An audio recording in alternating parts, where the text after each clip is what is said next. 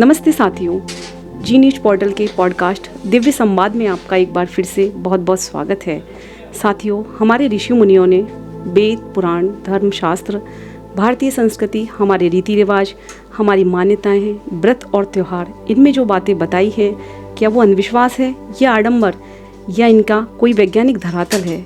ऐसे कई सवालों के जवाब हम आपके साथ साझा करेंगे आचार्य अशोक जी दीक्षित के साथ। तो बने रहिए हमारे साथ जी न्यूज पोर्टल पर। आचार्य जी, एक बार आपका फिर से इस दिव्य संवाद में बहुत बहुत स्वागत है। नमस्कार। पिछला जो पॉडकास्ट मैंने आपके साथ किया था, हजारों की संख्या में लोगों ने इसकी सराहना की है। मेरे पास व्यक्तिगत काफ़ी सवाल आए हैं। तो सबसे पहले मैं उमरी से मिथिलेश जी हैं, ये लिखती हैं कि मुझे मीठा खाना बहुत पसंद है और आए दिन घर में खीर बनती है, पर मेरी सासू माँ मुझे मीठा खाकर बाहर जाने की मना करती हैं। तो इनकी आप शंका का समाधान कीजिए। देखिए, आपकी जो सखी हैं उनसे कहिए कि तो मीठा खाना बिल्कुल बंद नहीं करें, उनको पसंद है तो अच्छी तरह खाएं। रही बात मीठा खा कर के घर से बाहर जाने की, तो मीठा ही नहीं, कोई भी वस्तु खा कर के झूठे मुंह घर से निकलना अच्छा नहीं है। क्यों अच्छा नहीं है?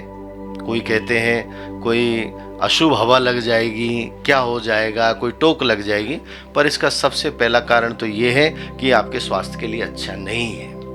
क्यों? क्योंकि और वस्तुओं से यदि आप मुंह झूठा करके जा रहे हैं तो आपके मुंह में उतनी चिकनाई नहीं रहती, लेकिन जब कोई मीठा आप खाते हैं तो मीठे के रस से ग्लूकोज के कारण जो दांतों पे परत चढ़ती है, तो आप जब घर से बाहर निकलते तो एनवायरनमेंट में आपके आसपास जो कीटाणु और जो जीवाणु घूमते हैं वो सीधे आपके मुख में जा कर के दांतों के चिपक जाते हैं। इससे आपके दांतों को रोग भी हो सकता है, एक बात। दूसरा, मीठा खा करके सामान्य रूप से बिना पानी पिए दोपहर में और मध्य रात्रि को इसलिए नहीं निकला जाता कि दोपहर का समय हमारे शास्त्रों में पितरों का कहा गया है। तो इस समय पर कई ऐसी जो दिव्य आत्माएं हैं उनका पृथ्वी पर आवागमन होता है तिथि के अनुसार।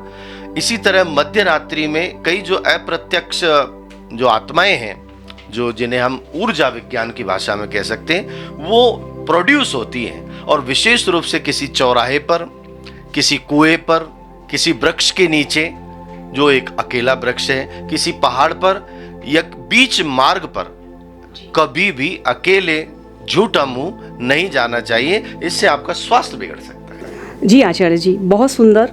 ये मेरा व्यक्तिगत भी हो सकता है और काफ़ी लोगों को इससे लाभ भी मिल सकता है कि काला या नीला रंग इसको अशुभ माना जाता है, विशेषकर पूजा के समय। कि पूजा जब की जाती है या कोई अनुष्ठान किया जाता है तो काले और नीले रंग का निषेध है। तो इसका कोई वैज्ञानिक कारण है? हाँ, बिल्कुल है। हमारे रंगों के सबसे पहला अगर कोई वर्णन मिलता है वेदों में तो सप्त रश्मिषु अस्यः, सूर्य देव के जो रथ है उसके 7 घोड़े हैं और सातों का रंग अलग अलग है।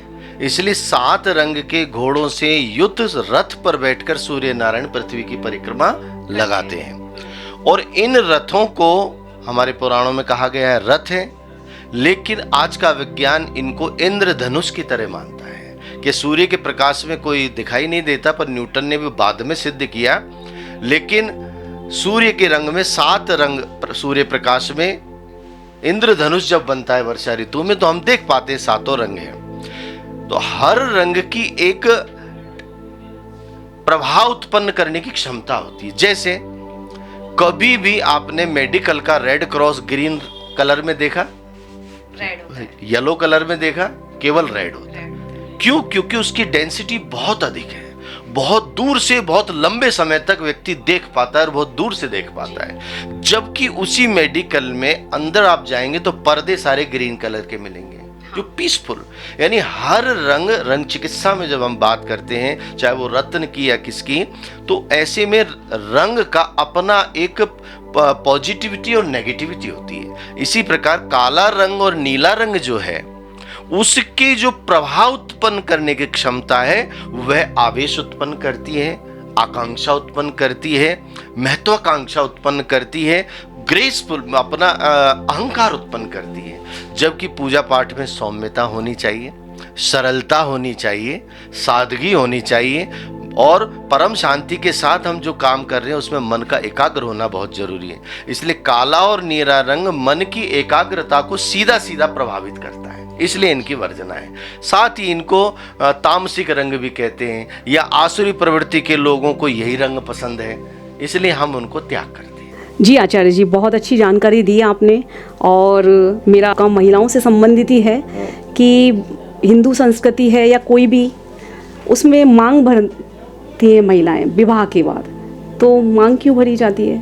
जैसे आजकल फैशन जो महिलाएं करती है, मांग नहीं भरती, बस सिंदूर लगा लेती है हल्का सा ललाट पर। तो क्या पूरी मांग का भरा जाना या सिर्फ सिंदूर लगाना ही विवाह का प्रतीक है, या सिंदूर भरना कोई वैज्ञानिक कारण हमें देता है? बहुत अच्छी बात पूछी। देखिए, आपने पूछी मांग में सिंदूर, पर क्या यहाँ आसपास कभी भी किसी शादी में कोई सुहागन स्त्री मांग में सिंदूर, वास्तव में सिंदूर लगाती हुई दिखाई देती है आपको?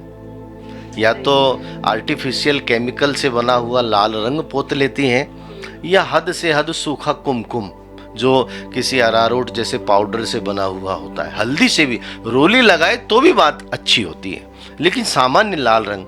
तो मांग का जो ये स्थल है, ये केवल लाल रंग लगाने मात्र से हमारी जो इसकी उद्देश्य वो पूरा नहीं होता। वस्तुतः किसी भी पुरुष के ललाट पर, नाक के ऊपर भ्रुकुटी के पास वाला जो स्थल है, ये आज्ञा चक्र होता है, और इस आज्ञा चक्र की शांति रहना, सहजता रहना बहुत आवश्यक है। इसलिए सामान्य रूप से चंदन आदि लगाए जाते हैं। लेकिन महिलाओं में ये स्थल जब आज्ञा चक्र के ऊपर से निकल करके जो शिरोभाग में नाड़ी जाती है, जिसे कहते हैं सुषुम्ना, वह सुषुम्ना नाड़ी ठीक मध्य भाग में होकर के ब्रह्मरंध्र की ओर जाती है। तो ये जो मांग भरने वाली जगह है महिलाओं में, उसे मर्म स्थल कहा गया है। अर्थात वह मर्म स्थल ऐसा है जिसकी रक्षा करना बहुत आवश्यक है, एक बात। दूसरा, मांग पर यदि किसी के, आपने सुना है भौंरी होती है बालों में, गोल गोल गोल गोल भौंरी, दो चंद्र बने हुए होते हैं, हाँ, या गोल गोल चक्र सा बन जाता है बालों का। तो इसके विषय में तिल भौरी लसन मसा बसे दाहिने अंग, तो पुरुषों के लिए महिलाओं के लिए अलग अलग उनकी धारणा है, अस्तु। लेकिन अगर ये मांग के इस हिस्से में किसी के भी अगर ये भौंरी होती है तो उसे अशुभता का सूचक होता है। अर्थात उसको प्रेम करने वाले सच्चे हृदय के लोग जीवन में कम मिलेंगे। तो मांग भरने से सिंदूर के पारे के द्वारा वो ग्रंथि, वो भंवरी टूट जाती है और उसके जीवन में दुर्भाग्य सौभाग्य में बदलता है, एक बात।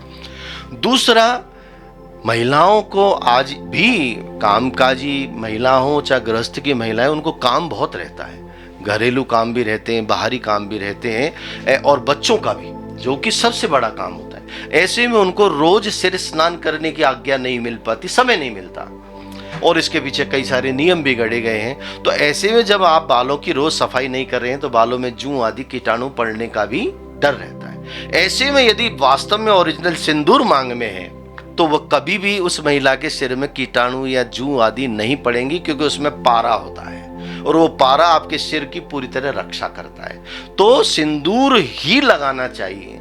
सामान्य रूप से लाल रंग लगा के क्षति पूर्ति करने से, ठीक है, आप सुहाग का चिन्ह है, महिलाएं सुहागन तो दिखाई देती हैं, पर सिंदूर से जो उनको शारीरिक लाभ मिलना होता है वो नहीं मिल पाता। इसलिए सिंदूर लगाने से उनकी मानसिक क्षमता की वृद्धि होती है, मानसिक शांति मिलती है, तनाव नहीं रहता, और साथ ही साथ केशों की रक्षा भी होती है। मतलब कुल मिला के ये है कि जो सिंदूर लगाती हैं वो असली वाला बीच होना चाहिए, और असली के साथ साथ उसको ठीक मध्य भाग में ही लगाना चाहिए। कई महिलाएं हमने देखा मांग कोई यहाँ से निकाल रही है, कोई यहाँ से निकाल रही है, वो गलत है। मांग मध्य में ही होनी चाहिए, क्योंकि वो मर्म स्थल, संघात बिंदु यही है, जिससे नाड़ी सुषुम्ना नाड़ी होकर यहाँ जाती है, जो महिलाओं को बेचैन, और अधिकांश महिलाएं तनाव, डिप्रेशन की शिकार इसलिए होती हैं क्योंकि उनका ये स्थल सुरक्षित नहीं रहता। जी आचार्य जी, बहुत अच्छा, आपने मांग भरने की वैज्ञानिक बहुत अच्छी जानकारी दी, और आपकी इस जानकारी से जरूर महिलाओं को बहुत लाभ मिलेगा। आचार्य जी, नज़र लगना कई लोगों के मुंह से सुना है, तो वाकई क्या नज़र लगती है? हाँ, इस बात को नकार नहीं सकते। दृष्टि दोष इसे हमारे शास्त्रों में कहा गया है कि ये दृष्टि का दोष होता है। आप और वे कहते हैं व्यक्ति सब कुछ छुपा सकता है पर उसकी आंखें सब कुछ बोलती हैं। तो व्यक्ति बाहर से कुछ भी बोले लेकिन हृदय में उसके अंतर मन में किसी के भी प्रति कोई भाव उत्पन्न हो रहे हैं तो वो आंखों के जरिए प्रकट हो ही जाता है।